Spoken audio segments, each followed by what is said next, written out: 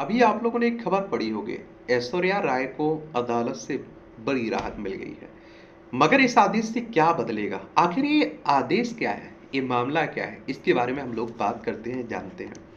तो दिल्ली हाईकोर्ट ने बॉलीवुड अभिनेत्री ऐश्वर्या राय बच्चन की पर्सनैलिटी राइट व्यक्तित्व अधिकार की सुरक्षा करते हुए अंतरिम आदेश जारी किया है। कोर्ट ने कहा है कि बिना अनुमति किसी सेलिब्रिटी की पहचान, नाम, तस्वीर, आवाज वगैरह का इस्तेमाल उस सेलिब्रिटी के आर्थिक हितों, प्रतिष्ठा और गरिमा को नुकसान पहुंचा सकता है। हाईकोर्ट ने एक अलग मामले में ऐश्वर्या के पति और अभिनेता अभिषेक बच्चन के व्यक्तित्व अधिकारों की भी रक्षा करते हुए उनके पक्ष में अंतरिम आदेश दिया है। इसमें कई संस्थानों को उनके नाम, तस्वीर और आवाज का गलत इस्तेमाल करने से रोका गया है। जस्टिस तेजित करिया ने 9 सितंबर को ऐश्वर्या राय के मामले में अंतरिम आदेश जारी करते हुए कहा था, जब किसी मशहूर व्यक्ति की पहचान का उनकी अनुभूति के बिना इस्तेमाल किया जाता है तो उससे उस व्यक्ति को आर्थिक नुकसान हो सकता है और उसके सम्मान के साथ जीने के अधिकार पर भी आंच आ सकती है। और पूरा मामला क्या है? तो यह मामला ऐश्वर्या राय बच्चन की उस याचिका से जुड़ा है जिसमें उन्होंने अपने पर्सनालिटी के कई पहलुओं के गलत इस्तेमाल पर रोक लगाने की मांग की थी। उनके मुताबिक कई वेबसाइट, ऑनलाइन प्लेटफॉर्म बिना अनुमति उनके नाम, तस्वीर, आवाज और यहां तक कि आर्टिफिशियल इंटेलिजेंस की मदद से बनाई गई अश्लील कंटेंट तक का इस्तेमाल कर रहे हैं। ऐश्वर्या की तरफ से कहा गया कि इन गतिविधियों से न सिर्फ उनकी ब्रांड वैल्यू, इनकम पर असर पड़ रहा है, बल्कि उनकी इमेज और सम्मान को भी ठेस पहुंच रही है। ऐश्वर्या राय ने कोर्ट से अनुरोध किया कि ऐसे सभी वेबसाइट, प्लेटफॉर्म, व्यक्तियों को रोका जाए जो उनके नाम या फोटो का इस्तेमाल कर रहे हैं। उनकी याचिका में बताया गया कि कुछ वेबसाइट ऐश्वर्या की तस्वीर के साथ बिना इजाजत प्रोडक्ट बेच रहे हैं। इसके अलावा ई कॉमर्स प्लेटफॉर्म, एक संगठन, एक एआई चैटबॉट वेबसाइट और कुछ यूट्यूब चैनलों भी उनके नाम, इमेज का गलत इस्तेमाल कर रहे हैं। ऐश्वर्या ने अपनी याचिका में केंद्र सरकार के इलेक्ट्रॉनिक्स और आईटी मंत्रालय, दूरसंचार विभाग, गूगल को भी पक्ष बनाया।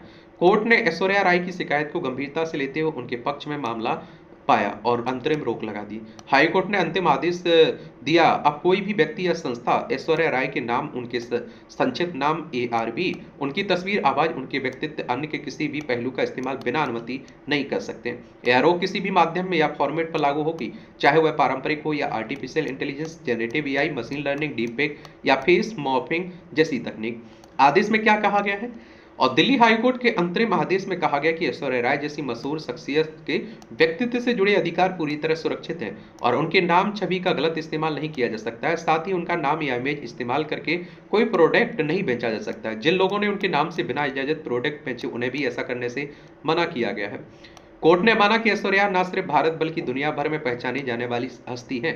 उन्होंने अपने काम से भरोसेमंद फायदे पहचान बनाई। उनके नाम, तस्वीर, आवाज और अंदाज की बड़ी व्यावसायिक कीमत है। इसके बिना अनुमति इनका इस्तेमाल करना जनता को गुमराह करेगा। कोर्ट ने सभी प्रतिवादियों और जिन संस्थाओं या व्यक्तियों के खिलाफ याचिका थी को समन जारी करके 1 महीने के भीतर अपना लिखित जवाब दाखिल करने का निर्देश दिया और मामले की अगली सुनवाई 25 जनवरी 2026 निर्धारित की है। साथ ही गूगल को आदेश दिया कि ऐश्वर्या से जुड़े जिन यूआरएल की लिस्ट याचिका में दी गई उन्हें तुरंत हटाएं, ब्लॉक किए और उन वेबसाइट या अकाउंट्स के मालिकों की सब्सक्राइबर जानकारी सील बंद लिफाफे में कोर्ट को सौंपें। और इस मामले में पर्सनैलिटी राइट्स, पब्लिक राइट्स दोनों शब्द आए हैं जो दरअसल एक ही तरह के अधिकार को दिखाते हैं और इनमें से किसी भी व्यक्ति नाम, तस्वीर, हस्ताक्षर, आवाज और लाइक नए खास शैली, हाव भाव शामिल होते हैं जिन पर केवल उसी व्यक्ति का अधिकार होता है। इसका सीधा मतलब है कि हर व्यक्ति को अपने नाम, छवि, पहचान के व्यावसायिक इस्तेमाल पर नियंत्रण का हक है। बिना अनुमति कोई और इनका इस्तेमाल करके लाभ नहीं कमा सकता है। ये मशहूर हस्तियों के लिए ज़्यादा मायने रखता है क्योंकि आमतौर पर उनका नाम, फोटो, यहाँ तक कि आवाज़ का भी आसानी से दुरुपयोग किया जा सकता है। अब इस पर एक्सपर्ट्स क्या कहते हैं? तो विराग गुप्ता सुप्रीम कोर्ट के वकील, डिजिटल कानूनों से समृद्ध भारत के किताब के लेखक हैं। बीबीसी संवाददाता अभय कुमार सिंह से बातचीत में वह कहते हैं कि यह कोई अंतिम फैसला नहीं है बल्कि एक अंतरिम आदेश है, वह भी एक्स पार्टी यानी बिना दूसरे पक्ष को सुने दिया गया। भारत के कानूनों में पर्सनैलिटी राइट्स पर कोई स्पष्ट प्रावधान नहीं। कुछ हस्तियां जैसे सचिन तेंदुलकर अपने अधिकार ट्रेडमार्क कराते हैं, लेकिन जिनके पास यह सुरक्षा नहीं है उनको कॉपीराइट, ट्रेडमार्क, आईटी एक्ट जैसे अलग अलग कानूनों को जोड़कर राहत मिलती है। और यह बताते हैं कि हाई कोर्ट ने इस आदेश में कॉमर्शियल केस और राइट टू प्राइवेसी दोनों पहलुओं को आधार बनाया। भारत में राइट टू प्राइवेसी पर कोई अलग कानून नहीं है, लेकिन सुप्रीम कोर्ट ने पुट्टास्वामी मामले में अनुच्छेद 21 के तहत इसे मान्यता दी है।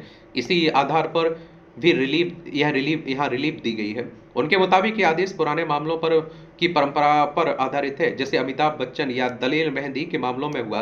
वैसे ही ऐश्वर्या राय को भी अंतरिम आदेश मिला है, यह कोई ऐतिहासिक फैसला नहीं है।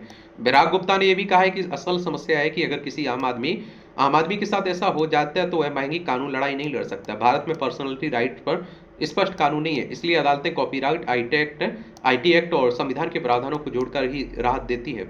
आगे की प्रक्रिया पर उन्होंने कहा, रजिस्ट्रार कोर्ट के सामने जवाब रिमाइंडर फाइल होंगे।